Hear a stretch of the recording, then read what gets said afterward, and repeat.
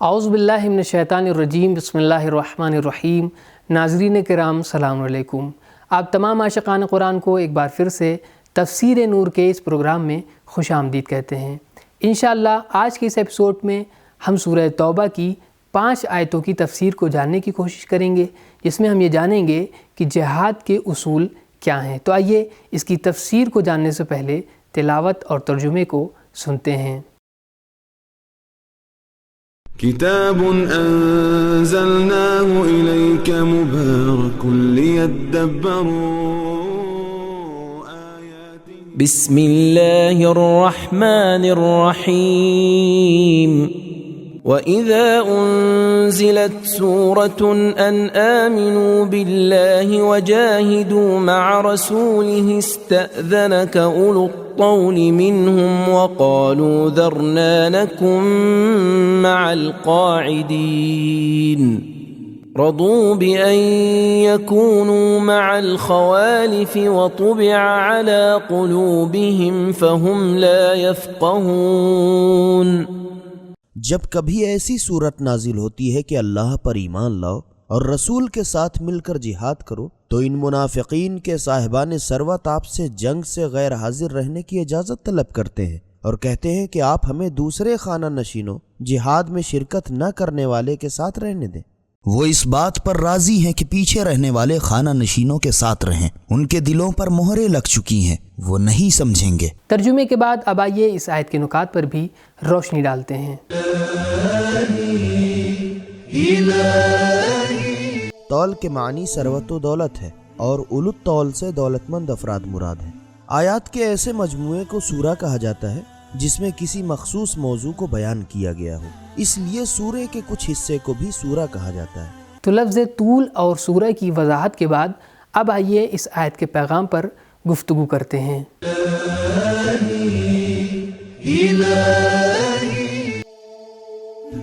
Number 1، جہاد اللہ پر ایمان کا لازمہ ہے۔ آمنوا باللہ وجاہدوا۔ نمبر 2، حق و باطل کی جنگ میں رسول اکرم صلی اللہ علیہ وآلہ وسلم ہمیشہ پیش رہتے تھے مع رسولہ۔ نمبر 3، جہاد ایک منظم عمل ہے اور یہ عمل رہبر مسلمین کے حکم اور اس کے ساتھ سر انجام دیا جاتا ہے۔ جاہدوا مع رسولہ۔ نمبر 4، اپنی کمزوری اور منافقت کو چھپانے کے لیے جہاد میں شرکت نہ کرنے کا بہانہ نکالتے ہیں۔ استأذنک۔ نمبر 5، خوشحال زندگی بسر کرنے والے افراد جہاد سے خوفزدہ رہتے ہیں، ہمیں ایسے افراد سے امیدیں وابستہ نہیں کرنی چاہیے۔ استأذنک اولو الطول۔ نمبر 6، منافقین مردہ افراد ہیں، طبع علی قلوبہم۔ نمبر 7، دنیا طلبی اور منافقانہ رویوں کی وجہ سے انسان حقائق کی پیمان سے دور ہو جاتا ہے۔ لا یفقہون۔ تو یہ تھی آیت نمبر 86 اور 87 کی تفسیر۔ اب آئیے آیت نمبر 88 کی تفسیر کو جاننے سے پہلے اس کی تلاوت اور ترجمے کو سنتے ہیں۔ بسم اللہ الرحمن الرحیم لكن الرسول والذين آمنوا معه جاهدوا بأموالهم وأنفسهم وأولئك لهم الخيرات وأولئك هم المفلحون۔ رفاہ طلب اور جنگ سے گریز کرنے والوں کے خلاف رسول اور ان کے اہل ایمان ساتھیوں نے اپنے اموال اور جانوں کے ساتھ جہاد کیا ہے، ان کے لیے تمام نیکیاں اور بھلائیاں ہیں اور یہی کامیابی حاصل کرنے والے ہیں۔ ترجمے کے بعد اب آئیے اس آیت کے پیغام پر بات کرتے ہیں۔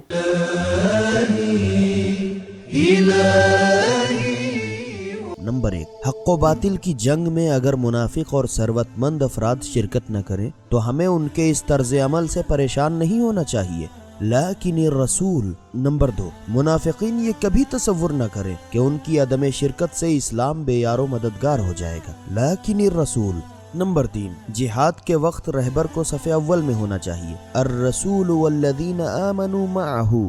نمبر 4، رسول پر صرف ایمان لانا کافی نہیں ہے، رسول کی ہمراہی بھی ضروری ہے۔ آمنوا معہ۔ نمبر 5، جہاد تمام وسائل و سہولیات سے ہونا چاہیے۔ جاہدوا باموالہم وانفسہم۔ نمبر 6، کامیابی و کامرانی صرف ایمان اور جہاد کے زیر سایہ ہی ممکن ہے۔ اولئک ھم المفلحون۔ نمبر 7 مجاہدین کو اگر فتح حاصل ہو پھر بھی کامیاب ہے اور اگر اس سے محروم رہیں پھر بھی کامیاب ہے۔ جاہدوا مفلحون۔ تو یہ تھی آج کے ایپیسوڈ کی 3 آیتوں کی تفسیر۔ اب آئیے سورہ توبہ کی آیت نمبر 89 کی تفسیر کو جاننے سے پہلے اس کی تلاوت اور ترجمے کو سنتے ہیں۔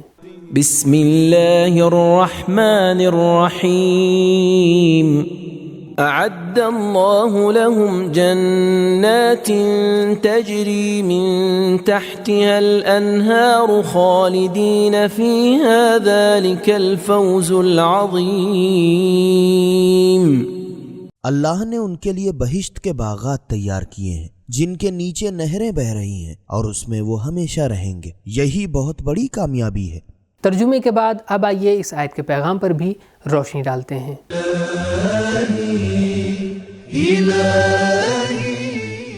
نمبر 1 مجاہدین کی جزا پہلے سے آمادہ کی جا چکی ہے، اعد اللہ لہم۔ نمبر 2 بہشت پیدا کی جا چکی ہے اور وہ اس وقت بھی موجود ہے، اعد اللہ لہم جنات۔ نمبر 3 رشد و ہدایت کے راستے کے لیے فطری خواہشات سے استفادہ کرنا چاہیے۔ انسان فطری طور پر باغات اور نہروں کا دل دادا ہے، جنات تجری من تحتها الانہار۔ نمبر 4 حقیقی اور سچی خوش نصیبی یہ ہے کہ انسان کو دائمی جنت میں رہائش نصیب ہو، الفوز العظیم۔ تو یہ تھی آج کے ایپیسوڈ کی 4 آیتوں کی تفسیر۔ اب آئیے آج کی آخری آیت کی تفسیر کو جاننے سے پہلے اس کی تلاوت اور ترجمے کو سنتے ہیں۔ بسم اللہ الرحمن الرحیم۔ وجاء المعذرون من الأعراب ليؤذن لهم وقعد الذين كذبوا الله ورسوله سيصيب الذين كفروا منهم عذاب أليم۔ اور وہ بادیہ نشین دیہات میں رہنے والے جو جنگ میں شرکت سے معذور تھے آپ کے پاس آئے تاکہ انہیں جنگ میں شرکت نہ کرنے کی اجازت دی جائے، لیکن وہ لوگ جنہوں نے خدا اور رسول سے جھوٹ کہا، جن کے پاس عذر موجود نہ تھا، اپنے گھروں میں بیٹھ گئے۔ بہت جلد ان میں سے کفر کرنے والوں کو دردناک عذاب پہنچے گا۔ ترجمے کے بعد اب آئیے اس آیت کے نکات پر بھی بات کرتے ہیں۔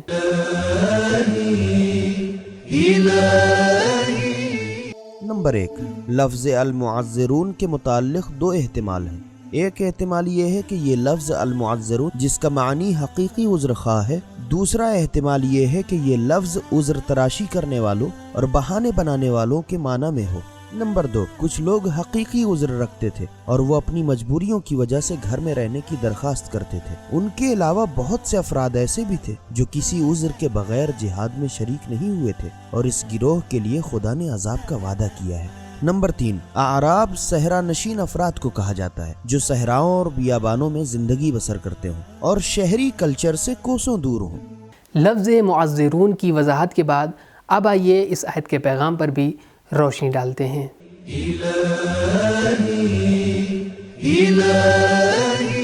نمبر 1 جنگ تبوک میں سبھی کو شریک ہونے کا حکم دیا گیا تھا اور جو شرکت سے معذور ہو اس کے لیے یہ حکم تھا کہ وہ رسول اکرم صلی اللہ علیہ وآلہ وسلم کے پاس آئے اور ان سے باقاعدہ اجازت حاصل کرے۔ وجاء المعذرون لیؤذن لهم۔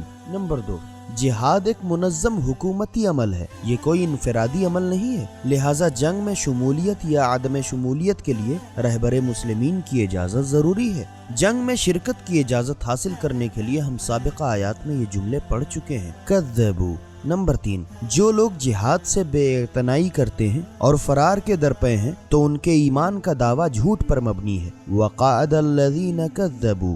نمبر 4 جھوٹ کا تعلق صرف زبان سے ہی نہیں ہے، بعض اوقات انسان کا عمل اس کے جھوٹے ہونے کی علامت بن جاتا ہے۔ وقعد الذین کذبوا۔ نمبر 5 جھوٹے بیانوں سے جہاد چھوڑنے والوں کو عنقریب عذاب الہی کا سامنا کرنا پڑے گا۔ المعذرون سیصیب عذاب علیم۔ تو یہ تھا ہمارا آج کا ایپیسوڈ۔ انشاءاللہ اگلے ایپیسوڈ میں آپ سے پھر ملاقات ہوگی، تب تک کے لیے شکریہ، خدا حافظ۔ سبیل قرآن، ہدایت کا راستہ۔